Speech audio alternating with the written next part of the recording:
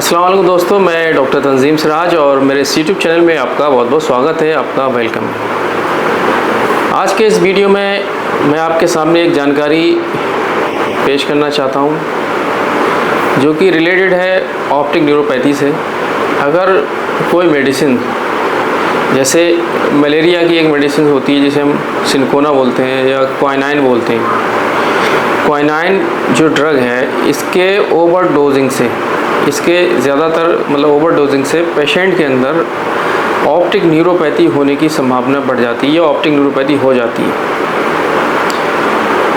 ख़ास करके वो लोग जो ससेप्टेबल हैं क्वाइनाइन से रिलेटेड, क्वाइनाइन से जो है ससेप्टेबल हैं, उनको उससे थोड़ा सा प्रॉब्लम क्रिएट होता है। उनके अंदर तो स्मॉलर डोज से भी, स्मॉलर डोज देने से भी ऑप्टिक न्यूरोपैथी हो सकती है।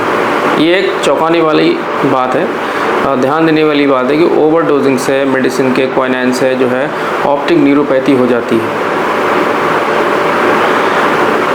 हम जानते हैं कि क्वाइनाइन, सिनकोना बार्क, इसका होम्योपैथी में एक हिस्ट्री है। होम्योपैथी में भी जो हैनीमैन सर सबसे पहले जो रिसर्च कर रहे थे वो सिनकोना बार्क ही थी, जो कि एक तालाब या फिर समुंदर के अंदर या फिर एक नदी के अंदर जो है उसकी छाल जो है पत्तियां पड़ रही थी और वो उसमें जो है मिक्स हो रहा था। उसके बाद जो बकरी वगैरह थे जो उस नदी का जो पानी पी रहे थे तो उसमें क्या है, उनको फीवर वगैरह आ रहा था। फिर हैनीमैन सर ने उसी लीव्स को, उनकी पत्तियों को निचोड़ के, मतलब उसका जो है एक डाइल्यूशन बना करके जब उनको दिया तो फिर वो चीज़ उनकी ठीक होने लगी। तो यहाँ पर हैनीमैन सर ने लाइक के और लाइक सिमिलिया सिमिलिस क्वेंटर जो है फार्मूला जो है ईजाद किया था। तो क्वाइनाइन जो है मलेरिया के जो बुखार होते हैं, मलेरियल फीवर में उसमें यूज़ की जाती है और इसके साइड इफ़ेक्ट और भी हो सकते हैं, जैसे नोज़िया हो सकता है, वोमिटिंग हो सकती है, गैस्ट्राइटिस हो सकती है।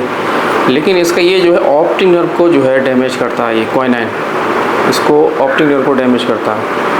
तो इसकी वजह से जो है विजन लॉस हो सकता है और नियर अबाउट टोटल ब्लाइंडनेस भी हो सकती है। इतना ख़तरनाक है ये क्वाइनाइन का ओवरडोज।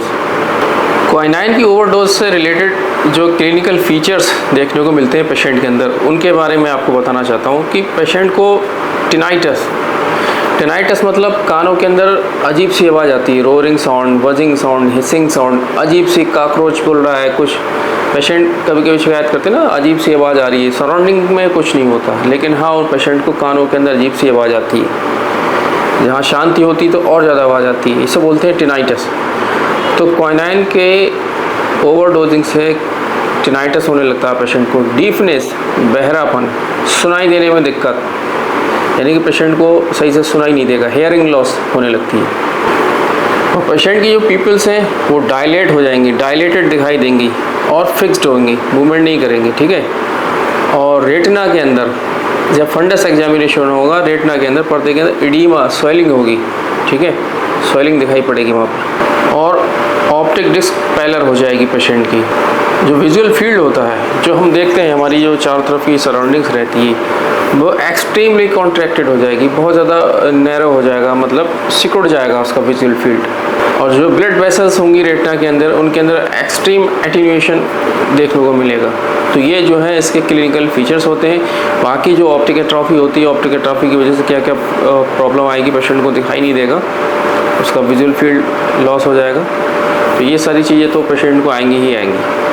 तो मैं डॉक्टर तंजीम सिराज, हमारे इस यूट्यूब चैनल से आपको हम इंफॉर्मेशन प्रोवाइड कराते हैं, मोस्टली न्यूरो ऑप्थेल्मोलॉजी से रिलेटेड जो डिजीज़ रहती है, न्यूरो से रिलेटेड प्लस ऑप्था से रिलेटेड जो डिजीज़ रहती है उनकी, प्लस न्यूरोलॉजिकल जो कंडीशंस होती है, माइग्रेन, हेडेक वगैरह, उससे रिलेटेड हम इंफॉर्मेशन देते हैं। प्लस साइकोलॉजिकल जो इश्यूज़ रहते हैं, डिप्रेशन, एंजाइटी, फियर, किसी काम में मन ना लगना, उदासी, ठीक है, ये जो चार जो ब्रांच हैं उस पर हमारा एक रिसर्च चलती है, उस पर हम लोग अच्छी से अच्छी इन्फॉर्मेशन आपको देते हैं और उसका ही आपको अच्छा से अच्छा ट्रीटमेंट प्रोवाइड करते हैं। तो अगर आप ये वीडियो देख रहे हैं और आपको या आपके किसी रिलेटिव को किसी तरीके कोई परेशानी है, कोई इश्यूज़ है, तो वो बेहिचक हमसे हमारे व्हाट्सएप नंबर पर हमें अपनी रिपोर्ट भेजकर अपनी जानकारी ले सकता है। और अगर आप ट्रीटमेंट लेना चाहते हैं तो वो भी आप हमसे ले सकते हैं। ऑफलाइन आकर के आप क्लिनिक में मिल सकते हैं, अदरवाइज़ आप वीडियो कॉल या ऑडियो कॉल के थ्रू, व्हाट्सएप के थ्रू आप हमसे